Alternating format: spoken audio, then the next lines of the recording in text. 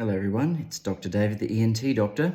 Been a while, so I thought, given some recent posts and feedback and comments, I would do what I've done previously and just recap on some specific topics.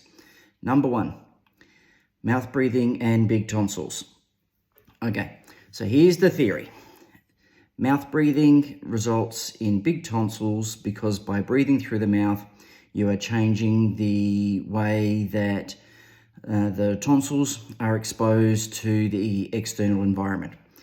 And the corollary of that is that by breathing through your nose, is that the tonsils will be okay. So let's explore this a bit. Now, anything in science needs to be testable, needs to be reproducible, and also needs to be falsifiable. So if we make a proposition, we need to accept the fact that if there are things that disprove it, then we have a problem. And let's go through that. So tonsils are things that sit at the back of the throat. They have cousins called adenoids that sit at the back of the nose. So if mouth breathing causes big tonsils because of air flowing over those tonsils, then why do the adenoids get big at the same time when that's the case? It wouldn't make sense because the air is going past the tonsils down the throat. So we have a problem there. And why would adenoids get big when the tonsils are perfectly normal? That would imply that for some reason we're breathing through the nose onto the adenoids that's causing them to get bigger. Here's the problem. What can be logical does not always make it right. The sun comes up on one side of the earth and it goes down on the other side of the earth, therefore the sun goes around the earth. I can't prove it's wrong, but I accept the science that it's not the case. The earth goes around the sun. So we can make an observation without it necessarily being correct. So what we'll often come across is people who are mouth breathers who happen to have big tonsils. Big tonsils causes mouth breathing. When you breathe through the nose, you have to go through the nasal passages, through the nasopharynx, which is the space behind the nose, then down past the palate, and then down past the tonsils into the rest of the throat and the airway. If the tonsils are big, that will disturb airflow, and if it disturbs airflow enough, then that will result in a sensation of obstruction that will result in mouth breathing. How can we spin this around the other way? We see lots of people with deviated nasal septums who are mouth breathers, people who have allergies that are mouth breathers, even people with big adenoids that are mouth breathers. And the majority of those people do not have big tonsils. They simply don't. So the theory might be sound, but the reality doesn't play out. So if you come across the conversation about mouth breathing causing big tonsils, then you need to just take a pause and a rewind on what they're suggesting because the reality doesn't stack up.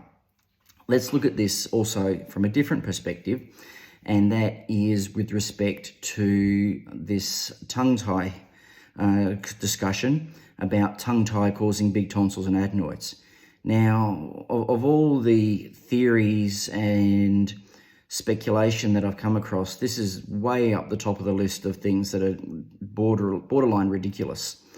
The problem is that sleep-disordered breathing in children is mostly due to tonsils and adenoids, and one of the manifestations of that can be mouth breathing. What some people have illogically concluded is that if you can stop mouth breathing by fixing a tongue tie, you'll stop the tonsils and adenoids from ever getting big, or nearly ever getting big. And that somehow by fixing a tongue tie, you will save a child from a tonsil and adenoid operation. This is simply nonsense. Tongue tie affects probably around about 5% of children in terms of the physical findings. That's 1 in 20, okay? So we take 100 kids, we've got 5 with tongue ties. Now, in that same cohort of children, they have a lifetime risk of around about 20% of developing sleep-disordered breathing, of which the majority is due to tonsil and adenoids, but not always. So let's just say that's half that. Let's say it's 10%. So in that group of 100 children, 5 are going to be born with tongue ties, and 10 amongst the group collectively are going to have tonsil and adenoid problems in their lifetime. There's absolutely no reason why having one means that you're going to get the other, but likewise, there's no reason you can't have both. And you absolutely can have both. You can have more than one thing happen. And what happens with these conversations is it becomes a false narrative. Because if we take those 5 children with tongue ties, it means that 95 of kids didn't have tongue ties. It also means that we have those 10 kids with big tonsils and adenoids, 90 didn't have big tonsils and adenoids. So we have a very, very good chance of no child ever having a tonsil and adenoid problem.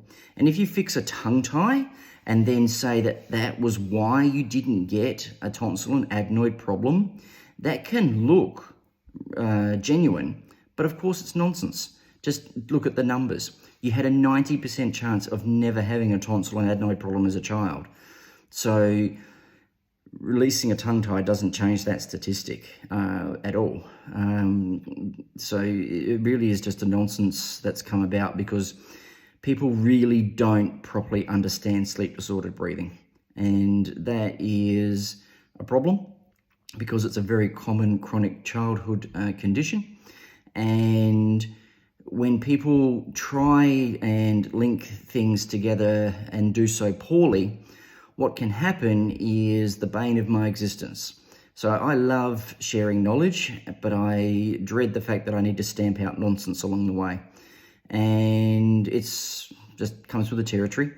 I want this to be right. I want parents and practitioners to properly understand this condition and not make the mistake of false attribution of observation to scientific endeavours that otherwise would be compromised by such nonsense. So that's my little rant and ramble about mouth breathing. So mouth breathing is the observation that someone is not using their nose properly. That may be due to some form of physical obstruction, which again can relate to adenoid problems, the septum being crooked, allergies causing swelling and congestion in the nasal passages, even big tonsils. A confounder to this can be poor development of the jaws, and this seems to be mostly related to the aberrant muscle recruitment that follows on from aberrant breathing patterns. So the breathing problem comes first and the jaw problem comes second, and the jaw problem makes the breathing worse and the breathing makes the jaw worse, and then we're in that vicious circle. And that's in the mainstay what happens. So with respect to the treatment pathway of sleep disordered breathing, number 1, it's an ENT. Then number 2, it's contingent on what else is found. When there is skeletal deficiencies, then that's a dental side of things. When there are muscular aberrations, which there often are, that don't resolve with appropriate treatments, such as relieving the airway obstruction because the aberrant muscle patterns are because of the aberrant breathing, because of the obstruction, then correcting the obstruction may untie all of those knots. But if not, then you need to do some rehab work for that as well. You need to get the timing right. I always tell people wait 3 months. There's a whole lot of physiology that needs to reset in 3 months. And if you rush to the rehab without the underlying physiology resetting, then you'll meet resistance to progress. So ENT first, then plus or minus dentistry, plus or minus myofunctional therapy. And then there's a whole cohort of other things that may come into play and so forth. But let's just talk big picture, which I've just done. Cheers.